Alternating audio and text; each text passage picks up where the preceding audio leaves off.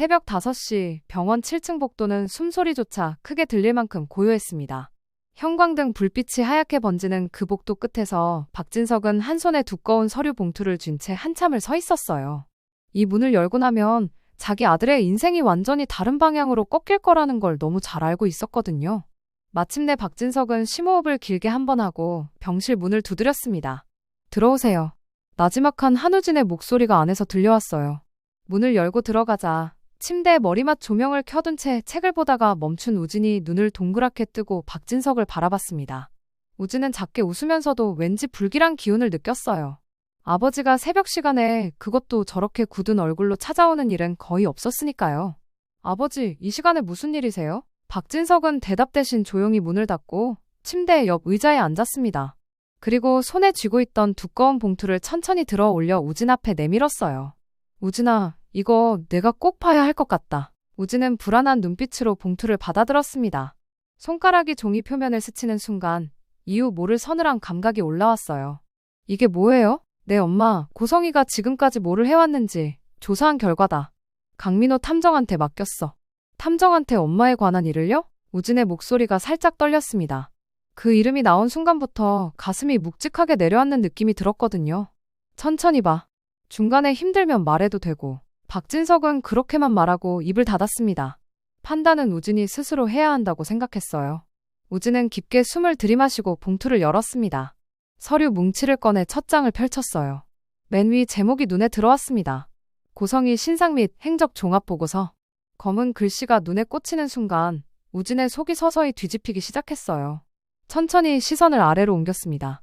1995년 9월 20 새벽 3시. 감나무 보유관 앞. 고성이 여성 영아 유기 정황 포착? 그 아래에는 흐릿하지만 분명한 CCTV 캡처 사진들이 붙어 있었어요.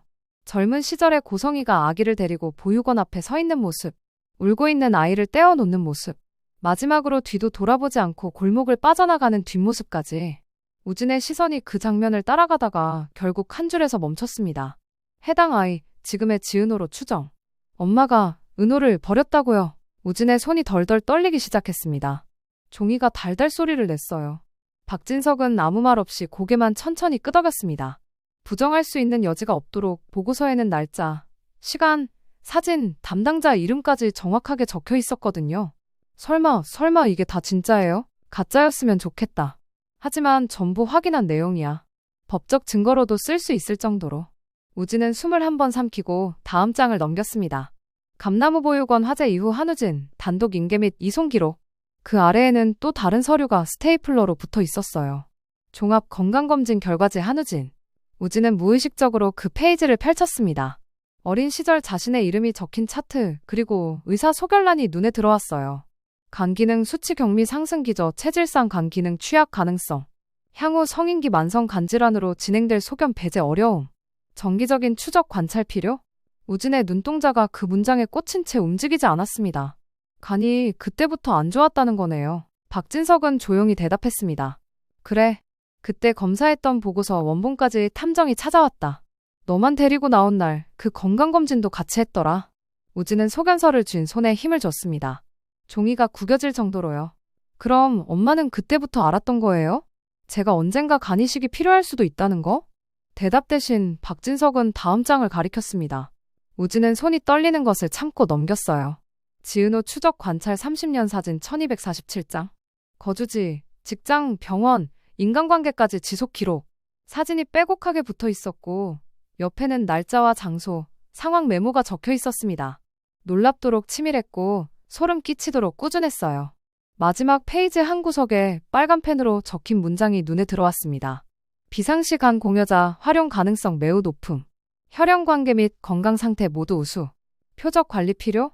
이건 사람이 아니야. 우진은 그 말을 내뱉자마자 서류를 바닥에 떨어뜨렸습니다. 가슴이 조여오고 숨이 막혔어요. 엄마가 내가 언젠가 간 이식이 필요할 수도 있다는 걸 알고 그때부터 은호를 그냥 보관하면서 지켜본 거라는 거예요?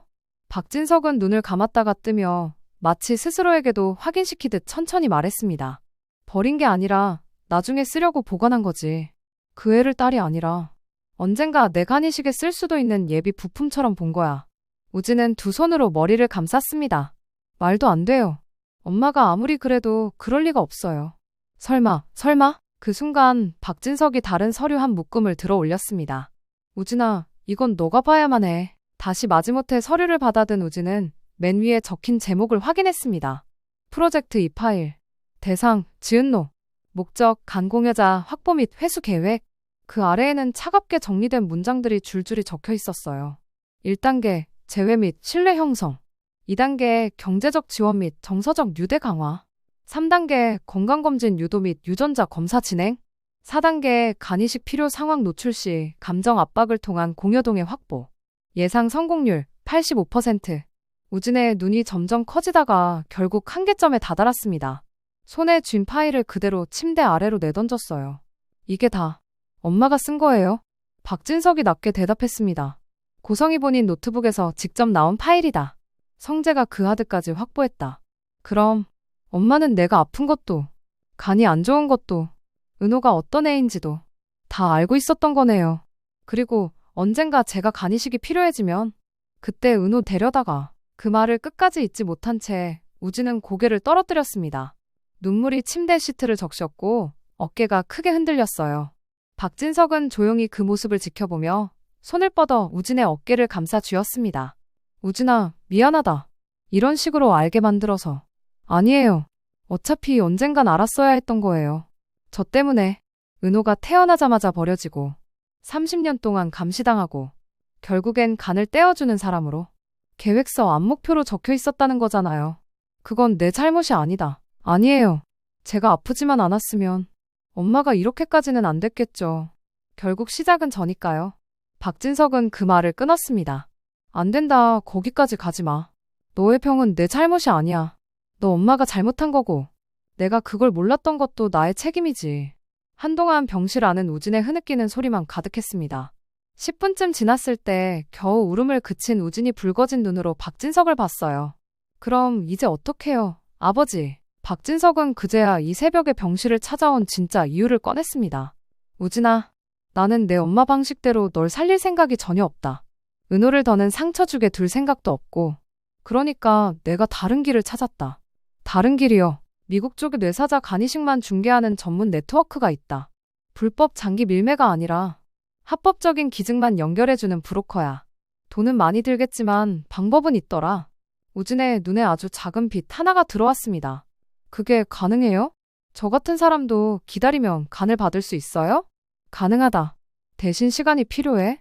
기증자를 찾고 서류 정리하고 수술 준비까지 하려면 최소 한 달 정도는 잡아야 한대.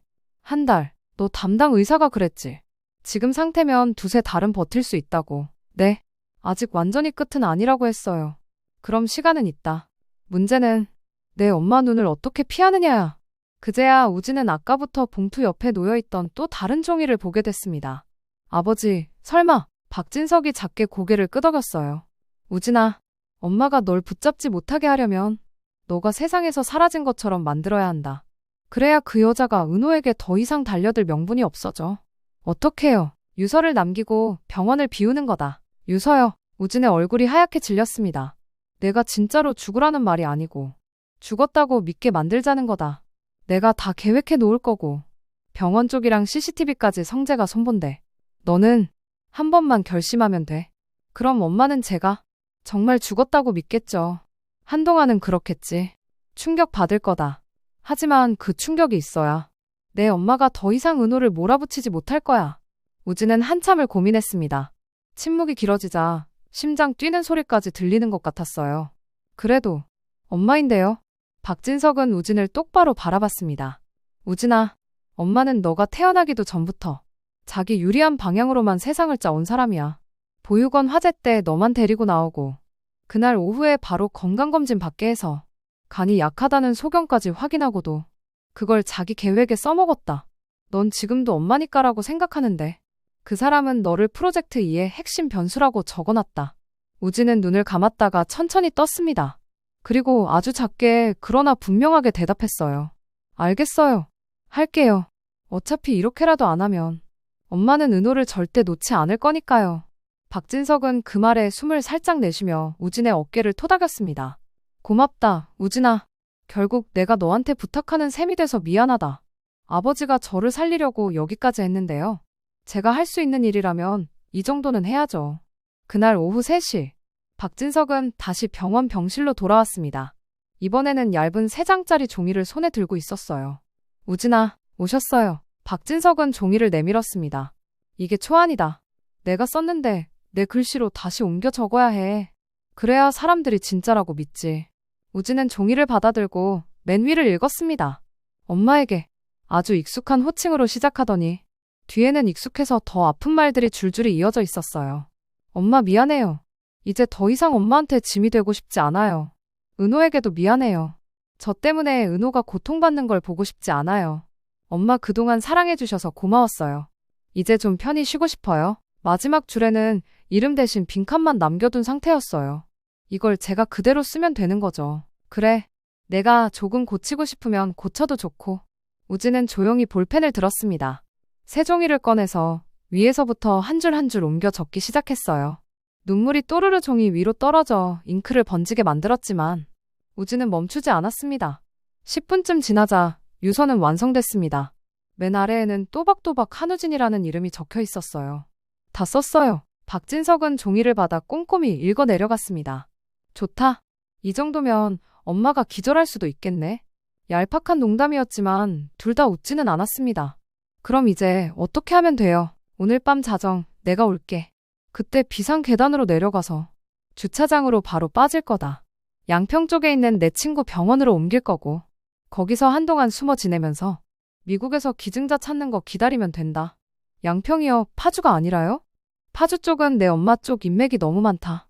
양평에 조용한 병원이 하나 있어. 내가 예전에 도와줬던 의사가 운영하는 곳이라 믿을 만해. 우진은 고개를 끄덕였습니다.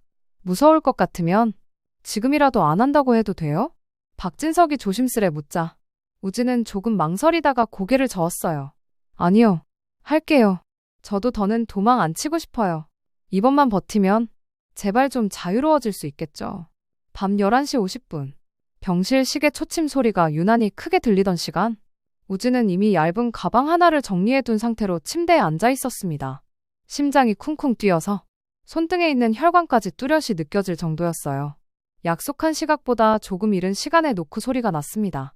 우진아, 문틈 사이로 박진석 얼굴이 보였고 그 뒤로는 모자를 눌러쓴 박성재가 서 있었습니다. 본부장님까지? 운전은 나라도 해야지. 너랑 회장님 둘만 움직이는 건 너무 티나잖아. 박진석이 짧게 말하고 우진을 일으켜 세웠습니다. 천천히 걷자. 넘어지면 안 되니까. 세 사람은 조심조심 병실을 빠져나와 불 꺼진 복도를 가로질러 비상 계단 문 앞에 섰습니다. 간호사실에서는 웃음소리와 키보드 소리만 멀찍이 들려왔고 그 누구도 이들의 움직임에 관심을 두지 않았어요. 계단을 한 층씩 내려갈 때마다 우진은 뒤를 한 번씩 돌아봤습니다. 여기서 정말 자기 인생의 한 장을 완전히 닫고 내려가는 것 같아서요. 후문으로 나가자 차 한 대가 어둠 속에 서 있었어요. 운전석에는 이미 시동을 걸어둔 성재가 앉아 있었고 뒷좌석 문을 박진석이 먼저 열어줬습니다. 타, 우진아. 우진이 힘겹게 몸을 밀어넣자 박진석도 그 옆에 같이 탔습니다. 성재야, 출발하자. 차는 소리 없이 병원 주차장을 빠져나와 국도를 타고 양평 방향으로 달리기 시작했습니다. 창밖으로 스치는 가로등 불빛을 보면서 우진은 병원을 돌아봤어요. 하얀 건물이 점점 작아지다가 결국 완전히 사라졌습니다. 엄마, 미안해요. 하지만 이건 엄마가 만든 일이에요. 2시간가량 달렸을 때 양평 시골길 언덕 위에 자리 잡은 작은 병원 건물이 보였습니다. 간판에는 양평 한강 요양병원이라는 이름이 걸려 있었고 주변은 새벽 안개가 슬쩍 내려앉아 있었어요. 여기야. 셋이 차에서 내려 병원 안으로 들어가자 회색 가운을 입은 중년 남자가 반갑게 나왔습니다. 야, 박 회장. 이 시간에 사람을 데리고 오면 어떡하냐? 어쩔 수 없잖아, 형. 급한 일이야. 두 사람은 짧게 포옹했고 의사는 곧바로 우진을 위아래로 훑어봤습니다. 이 친구가 한우진 환자지? 이번 서류는 내 비서가 미리 보내놨고. 응. 간이 많이 안 좋아. 예전부터 수치가 안 좋았던 애야. 의사는 고개를 끄덕였습니다. 어린 시절 건강검진 자료도 봤다. 그때부터 간 기능이 약했다더라. 솔직히 이렇게 버틴 게 신기할 정도야. 우진은 그 말을 듣고 아까 봤던 소아 건강검진 소견서 문장이 떠올랐습니다. 어쩌면 그날 보육원에서 자신만 데려가던 그 순간부터 모든 판이 깔려 있었던 건지도 모른다는 생각이 들었어요. 일단 1인실로 모실게요. 여기서는 편하게 지내. 밖에서는 이 병원에 너 같은 환자가 있다는 사실을 아무도 모를 거야. 양평병원 3층? 창이 넓게 난 작은 1인실에 우진이 눕게 되자 박진석은 한숨을 돌린 듯 창밖을 바라봤습니다. 별이 하나둘 떠오르고 있었어요. 우진아, 네, 아버지. 여기서 좀만 버티자. 한 달 안에 어떻게 해서든 내 간을 살릴 방법 찾을 거다. 그러니까 포기하지 마. 우진은 붉어진 눈으로 웃었습니다. 이미 여기까지 데려온 것만으로도 저한테는 기적이에요. 정말 감사합니다. 박성재도 옆에서 말없이 우진을 안아줬습니다. 야, 한우진. 내가 여기서 살아나와야 나중에 우리 셋이 술 한잔할 거 아니냐. 적어도 그 약속까지는 지켜. 우진은 두 사람을 번갈아 보며 고개를 끄덕였어요. 네, 살아볼게요. 이번에는 진짜로. 그날 새벽, 양평 하늘의 별이 유난히 반짝이던 시간, 우진은 조용히 눈을 감았습니다. 처음으로 죽음이 아니라 살아남기 위한 잠에 빠져들었어요. 다음날 아침, 서울 외곽의 고급 주택가, 고성이의 집 앞에 지은호가 서 있었습니다. 손은 미세하게 떨렸지만 눈빛만큼은 어제와 완전히 달랐어요. 이번엔 안 당할 거야. 스스로에게 그렇게 중얼거리고 현관 초인종을 꾹 눌렀습니다. 잠시 뒤 인터폰 너머로 익숙한 목소리가 들려왔어요. 누구세요? 지은호는 깊게 숨을 들이켰습니다. 저예요. 지은호요. 순간 인터폰 너머에서 숨이 멎는 소리가 들렸습니다. 잠깐만. 곧바로 철문이 열리더니 집안에서 허겁지겁 뛰어나오는 고성이가 보였어요.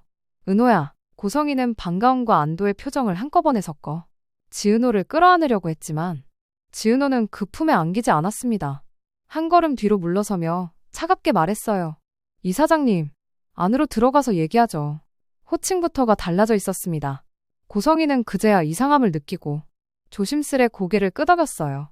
그래, 들어와. 거실에 마주 앉았을 때 고성이는 물부터 따라 내밀었습니다. 얼마나 찾았는지 알아? 내 전화가 안 되는데. 얼마나 걱정을. 이사장님, 지은호가 그 말을 끊었습니다. 저 간이식 못 해드려요. 유리잔이 테이블에서 덜컹였습니다. 뭐라고? 우진 오빠한테요. 제 간 못 줘요. 은호야, 지금 무슨 소리를 하는 거야? 우진이가 어떤 상태인지 알잖아. 시간이 얼마 없는데. 알아요. 그래서 더 이상 이사장님 계획 안에 들어가고 싶지 않은 거예요. 지은호는 가방에서 두꺼운 서류 뭉치를 꺼냈습니다. 한 장은 부동산 6개월 단기 임대 계약서, 다른 한 장은 복사본으로 출력한 프로젝트 이 파일이었어요. 이게 뭐냐고 묻기 전에 한번 읽어보시겠어요? 종이를 받아든 고성이의 얼굴에서 혈색이 순식간에 사라졌습니다. 이거 어디서 난 거야? 이사장님 책상 서랍이요. 그리고 회장님이 보여주신 탐정 보고서. 지은호는 목소리를 낮추면서도 또렷하게 말했습니다. 보육원에 저를 내려놓던 새벽, 오빠만 데리고 나와서 양호실로 데려가 건강검진 받게 했던 날, 거기에 적혀있던 의사 소견도 봤어요. 간기능 취약, 성인기 만성 간질환 진행 가능성, 지속적인 관찰 필요? 그 문장도 고성이의 손이 덜덜 떨리기 시작했습니다. 그래서였죠. 오빠가 언젠가 간이식이 필요할 수도 있다는 걸 미리 알고 저를 그때 보육원에 두고 나온 거, 죽게 내버려둔 게 아니라 언젠가 쓸 수도 있는 예비 부품처럼 보관해 둔 거잖아요. 아니야, 은호야. 엄마는 그런 생각으로 엄마라고 부르지 말라고 했죠. 지은호의 눈가에 눈물이 맺히면서도 목소리는 믿기 힘들 정도로 단단했습니다. 처음부터 저를 데리고 갈 생각은 없었던 거예요. 간이 약한 아들이 있으니까 혹시 나중에 필요해질지 모르는 무언가를 남겨두고 간 거죠. 그게 저였고 테이블 위에 올려둔 서류 속에서는 붉은 펜으로 적힌 그 문장이 다시 한번 눈에 들어왔습니다. 비상시 간 공여자 활용 가능성 매우 높음. 대상, 지은노. 고성이는 결국 소파에 털썩 주저앉았습니다. 은호야, 미안하다. 엄마가 잘못했다. 근데 그래도 우진이는 살려야 하잖아. 그 애는 내 오빠야. 쌍둥이 오빠라고. 그래서요? 지은호는 숨을 삼키고 그동안 마음속에서만 수백 번 떠올렸던 말을 꺼냈습니다. 그럼 제 인생은 뭐예요? 30년 동안 낯선 사람 품에서 크고 버려졌다는 낙인 찍히고 이제 와서 간 좀 떼어주고 나면 엄마 딸이라는 이름을 돌려주겠다는 거예요? 그게 아니라 엄마가 정말 너무 겁났어. 너랑 우진이 둘 다 잃을까 봐. 아니요. 이 사장님은 선택한 거예요. 화재 난 날 오빠를 데리고 나가기로. 그리고 저는 건강검진 소견서 한 장 뒤에 언젠가 쓸 수도 있는 예비 공여자로 남겨두기로. 거실 공기가 뻑뻑해질 만큼 침묵이 흐르다가 마침내 지은호가 마지막 말을 꺼냈습니다. 전 우진 오빠 살리고 싶어요. 하지만 그 방법이 이사장님 계획 안에 들어가는 거라면 전 못합니다. 그 말을 끝으로 자리에서 일어나자 고성이가 거의 반사적으로 무릎을 꿇었습니다. 은호야, 제발. 엄마가 잘못했어. 뭐든지 할게. 돈도 줄게. 원하는 거 다 해줄게. 그러니까 우진이만은 그건 이사장님이 책임져야 할 일이에요. 전 이제 제 인생부터 챙겨야겠어요. 지은호는 돌아서서 현관으로 걸어갔습니다. 다시는 저한테 간이식 얘기 꺼내지 마세요. 그리고 제 앞에서 엄마란 말도 하지 말아주세요. 문이 닫히고 나서야 고성이는 비로소 숨을 몰아쉬었습니다. 눈앞이 새까매졌지만 한 가지 생각만은 또렷했어요. 우진이한테 가야 해. 직접 설득해야 해. 아직 끝난 거 아니야. 병원에 도착했을 때 이미 우진의 병실은 비어 있었습니다. 깔끔하게 정돈된 침대 위에는 하얀 종이 한 장만이 덩그러니 놓여 있었어요. 엄마에게 첫 줄을 읽는 순간 고성이의 다리가 풀렸습니다. 안 돼. 손이 떨리는 것도 있고 끝까지 글자를 쫓아 내려갔어요. 엄마 미안해요. 이제 더 이상 엄마에게 짐이 되고 싶지 않아요. 저 때문에 고통받는 걸 보고 싶지 않아요. 엄마 그동안 사랑해주셔서 고마웠어요. 이제 좀 편히 쉬고 싶어요. 한우진 드림. 종이를 가슴에 끌어안은 채 고성이는 병실 밖으로 뛰쳐나갔습니다. 한우진, 우리 아들 어디 있어요? 간호사실 문을 벌컥 밀어젖히며 목을 쥐어짜듯 소리쳤지만 돌아오는 대답은 모두 모른다는 말뿐이었어요. CCTV를 확인한 간호사는 자정 무렵 비상 계단 쪽으로 향하는 우진의 그림자만 보여주었습니다. 그 뒤로는 기록이 없네요. 어떻게 모를 수가 있어요? 여기가 병원이 맞아요? 고성이는 병원 뒷문, 주차장, 비상 계단을 몇 번이고 오르내리며 우진의 이름을 부르고 또 불렀습니다.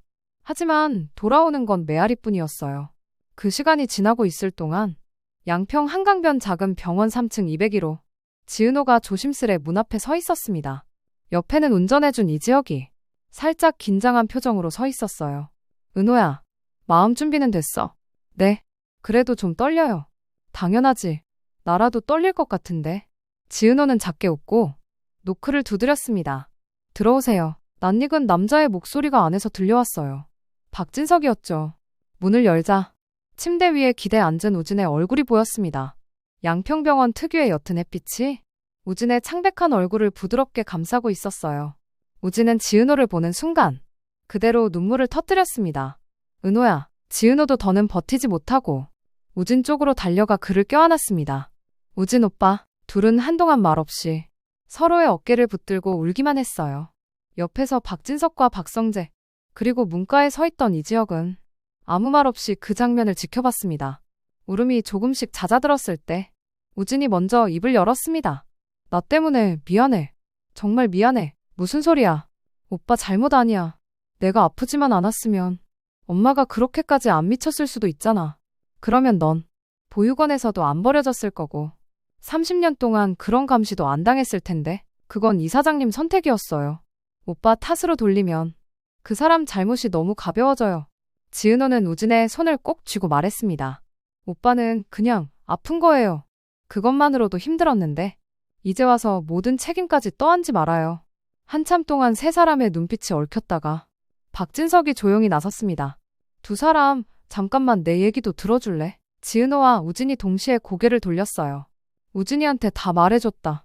고성이가 뭘 했는지, 어느 순간부터 너를 어떻게 계산하고 있었는지. 지은호의 얼굴에 쓸쓸한 미소가 떠올랐습니다. 네, 이제 저도 다 알아요. 그래서 저도 제 선택을 했고 오빠도 자기 선택을 한 거겠죠. 우진은 작게 고개를 끄덕였습니다. 그래서 여기 있는 거야. 엄마 계획대로 살지 않으려고.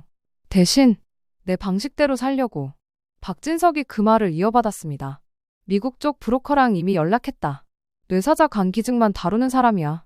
한 달 안에 기증자 찾을 확률이 높다고 하더라. 비용은 대략 10억 정도 들 거고 그건 전부 내가 감당할 거다.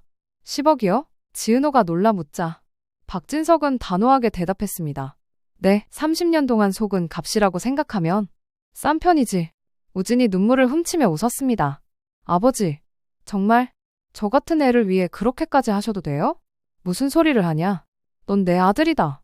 내 아들 살리는데 내 돈 쓰겠다는데. 누가 뭐라 하냐. 박성재도 옆에서 거들었습니다. 맞아요. 그리고 그 돈 쓴 다음에 아버지가랑 나랑 같이 복수해야죠. 그럼 완전 본전 뽑는 거죠. 우진이 피식 웃었고 지은호도 겨우 미소를 지었습니다. 그럼 앞으로 한 달 동안 오빠는 여기서 기증자 기다리면서 조용히 지내는 거네요. 응. 아무도 모르게. 고성이는 지금쯤 울부짖으면서 서울 시내를 뒤지고 다니고 있을 거야. 이 사장님이 우진 오빠가 죽었다고 믿게 된 거, 그 유서까지 써가면서 정말 괜찮겠어요? 지은호의 질문에 우진은 잠시 침묵하다가 고개를 끄덕였습니다. 솔직히 말하면 엄마가 그 유서 읽고 얼마나 무너질지 상상하면 가슴이 좀 아프긴 해요. 그래도 그동안 제가 버텨왔던 것에 비하면 그 정도 아픔은 감수해도 된다고 생각해요. 박진석이 그 말을 이어받았습니다. 게다가 그 유서가 없었으면 지금쯤 내 엄마는 너를 살인자라고 부르면서 온 세상을 상대로 여론전을 시작했을 거다. 이미 몇 번이나 그랬고. 지은호는 그 말에 고개를 숙였습니다. 한때 자신도 그 말에 휘둘릴 뻔했던 순간들을 떠올리면서요. 앞으로 한 달, 우진이는 여기서, 우리는 밖에서 각자 자기 자리에서 버티면 된다. 박진석은 마지막으로 부탁을 덧붙였습니다. 지은호, 네, 수술 들어갈 때 우진이 옆에 있어 줄 수 있겠냐? 지은호는 대답을 망설이지 않았습니다. 당연하죠. 오빠 혼자 못 들여보내요. 무서울 때 손 잡아줄 사람? 저밖에 더 있나 싶기도 하고요. 우진이 고개를 끄덕이며 웃었습니다. 약속해줘. 나중에 내가 마취 깨고 눈 뜨면 맨 먼저 보이는 얼굴이 은호였으면 좋겠어. 알겠어요. 그럼 책임져야죠. 둘은 다시 한번 손을 꼭 잡았습니다. 저녁 무렵 지은호와 이지혁은 양평병원을 나와 서울로 돌아가는 길에 올랐습니다. 창밖으로 어둑어둑한 산과 강이 스쳐 지나가고 차 안에는 잔잔한 음악이 흐르고 있었어요. 좀 마음이 놓였어. 운전대를 잡고 있던 이지혁이 조심스레 물었습니다. 그래도 이제 살 수 있는 길이 생긴 것 같아서요. 오빠도. 저도. 넌? 저요? 너는 앞으로 뭐 하고 싶어? 이제 더 이상. 누구 간이식이니? 실종된 딸이니? 그런 얘기 안 하고 살 수 있다면? 지은호는 잠시 생각하다가 작게 웃으며 대답했어요. 그냥 평범하게요. 일 열심히 하고 엄마랑 밥 먹고 사람들한테 폐 안 끼치고 그동안 포기했던 거 하나씩 다시 해보고 싶어요. 좋네? 그럼 그 평범한 거 나도 좀 끼워줘라. 이지혁의 농담에 지은호는 피식 웃었습니다. 생각해볼게요, 선배. 차는 그렇게 서울을 향해 달려갔습니다. 한편 양평병원 3층 병실 창밖을 바라보던 우진은 조용히 두 손을 모았습니다. 제발 이번만은 정상적인 세상의 룰 안에서 살 수 있게 해주세요. 그렇다면 한 달 후 과연 어떤 일이 벌어지게 될까요? 박진석이 갑자기 병실 문을 열고 들어와 이렇게 말할지도 모릅니다. 기증자 찾았다. 한 달 안에 수술 가능하대. 우진은 믿기지 않는다는 얼굴로 침대에서 몸을 일으키겠죠. 정말이에요? 저 정말 살 수 있는 거예요? 지은호는 두 손을 꼭 잡고 눈물을 글썽이며 말할 겁니다. 우진아, 이번에는 꼭 성공해야 돼. 우리 여기까지 버텼잖아. 박진석은 두 사람을 바라보며 조용히 다짐할 거예요. 고성이 손 안 빌리고 내 아들 내가 살린다. 그리고 30년 동안 뒤틀려 있던 모든 계산 내 손으로 다시 정리할 거다. 수술은 과연 무사히 끝날 수 있을까요? 우진은 건강을 되찾고 진짜 자기 삶을 살 수 있을까요? 그리고 언젠가 모든 진실을 알게 된 고성이가 이 양평병원의 존재까지 눈치채고 찾아온다면 그때 이 네 사람은 어떤 선택을 하게 될까요? 정말 궁금하시죠? 다음 이야기에서는 우진의 수술과 고성이의 반격, 그리고 박진석의 냉정한 복수가 본격적으로 시작됩니다. 알림 설정해 두시면 가장 빠르게 다음 예상 줄거리를 만나보실 수 있습니다. 여러분의 예측도 댓글로 남겨주세요. 구독과 좋아요는 영상 제작에 큰 힘이 됩니다. 감사합니다.